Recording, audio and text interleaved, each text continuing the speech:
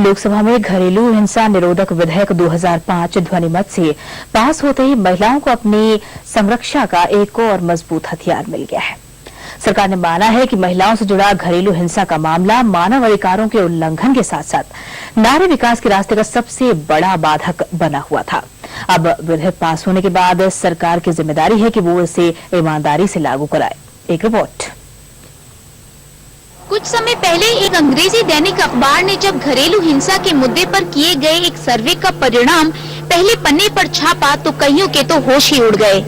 Report में खुलासा किया गया कि घरेलू हिंसा का शिकार होने वाली महिलाओं में केवल पिछड़े तबके की बिना पढ़ी लिखी महिलाएं ही नहीं बल्कि डॉक्टर, इंजीनियर और प्रिंसिपल जैसी उच्च शिक्षा प्राप्त व्यावसायिक स्त्रियां भी इस सामाजिक अभिशाप को झेल रही हैं।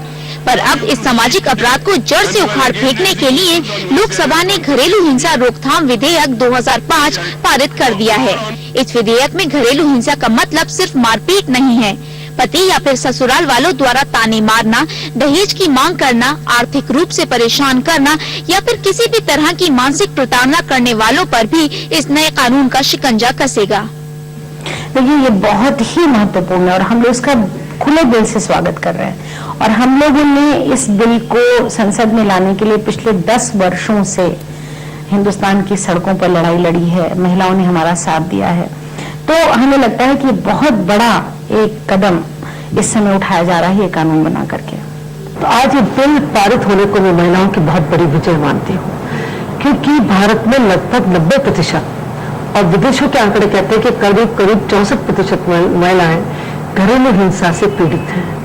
और जो डेफिनेशन को देखें तो उसमें लगता है कि ये प्रतिशत और भी ज्यादा बढ़ सकता है कि जब शारीरिक या मानसिक रूप से उन्हें यातना सहन करनी पड़ती है। इस बिल में दोनों का प्रोटेक्शन है, चाहे वो शारीरिक यातना सहन करे चाहे मानसिक रूप से, क्योंकि मानसिक यातना शारीरिक यातना से भी बढ़कर है, क्योंकि उसका प्रभाव घर के समस्त वातावरण पर भी पड़ता है। इस विधेयक की सबसे खास बात यह है कि इसमें सिर्फ पत्नी को ही घरेलू हिंसा का शिकार न मानकर माँ, बहन, बेटी को भी शामिल किया गया है। दूसरे लफ्जों में कहें तो एक ही छत के नीचे रहने वाले खून से जुड़े रिश्ते या फिर शादी और शादी जैसे बंधन में रह रही महिलाओं को इस नए कानून से फायदा पहुंचेगा। इसके अतिरिक्त एक ही घर में रह रही गोदली बेटी, मुंह बोली बहन और सौतेली बेटी को भी इस कानून से मदद मिलेगी। बहरहाल अगर महिला को घर की 4 दीवारी में तंग किया जा सकता है तो मामला दर्ज कराने के बाद उस पर मंडराने वाले खतरे को ध्यान में रखते हुए स्पेशल प्रोटेक्शन ऑफिसर का भी प्रावधान रखा गया है। ये अधिकारी हर जिले में सरकार द्वारा नियुक्त किए जाएंगे जो मामला दर्ज कराने वाली महिला की सुरक्षा के लिए जिम्मेदार होंगे। सबसे बड़ा फायदा जो होगा वो महिलाओं को शेल्टर को लेकर जो परेशानी झेलनी पड़ती थी उससे उसको मदद मिल सकेगी। और अब एक महिला को सिर्फ इसलिए कि पति उसको साथ में नहीं रखना चाहता है या सास को बहू पसंद नहीं है इसलिए उसको घर से निकाल दिया जाए, इस तरह की चीजें नहीं होंगी। और परिवार की जिम्मेदारी होगी कि वो महिला के लिए शेल्टर का, रहने का इंतजाम करे। तो सबसे अच्छी चीज डोमेस्टिक वायलेंस बिल में ये है। और दूसरा ये है कि महिलाओं के जो विवाहित महिला है उसके साथ साथ बहन या माँ, उनकी भी इसमें मदद करने का प्रोविजन है। लड़ाई का तो ये पहला कदम है। मैं नहीं मानती हूँ कि हम पूरी लड़ाई जीत चुके हैं कानून बनवा करके। कानून तो सिर्फ एक औजार है जिसके जरिए महिलाएं अपनी सुरक्षा के लिए एक कदम आगे बढ़ा करके पुलिस में लिखवा सकती हैं, कोर्ट कचहरी जा सकती हैं।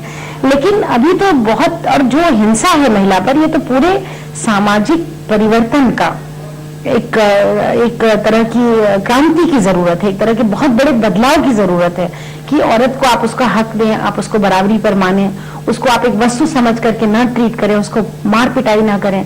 तो ये तो एक बहुत बड़ी हमारे सामने चुनौती है। बहरहाल जहां तक महिलाओं के साथ घरेलू हिंसा का सवाल है तो सारी दुनिया का ही हाल एक जैसा है। यूनिसेफ द्वारा तैयार की गई एक रिपोर्ट के मुताबिक अपनी आधी आबादी के साथ अन्याय करने वाले देशों में केवल विकासशील और पिछड़े मुल्क ही नहीं बल्कि विकसित देश भी हैं।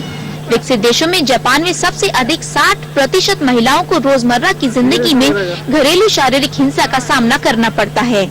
इसके अतिरिक्त कनाडा में 29%, अमेरिका में 28%, इंग्लैंड में 25% और स्विट्जरलैंड और न्यूजीलैंड में 20% महिलाओं ने घर के पुरुष द्वारा शारीरिक प्रताड़ना की बात को स्वीकार किया। विश्व भर में हुए इस अध्ययन में कुल महिलाओं में से औसतन 50% ने किसी न किसी तरह की घरेलू हिंसा का शिकार होने की बात कही। अब जब भारत ने इस सामाजिक अपराध के खिलाफ जंग छेड़ ही दी है, तो हर प्रताड़ित महिला को लोग क्या कहेंगे के डर से बाहर निकलकर अपने हकों का पूरा इस्तेमाल करना होगा। तभी सही लफ्जों में ये कानून सार्थक कहलाएगा। सुर्खियों से आगे के लिए दिल्ली से फरहीन फातिमा। बढ़ते हैं अगले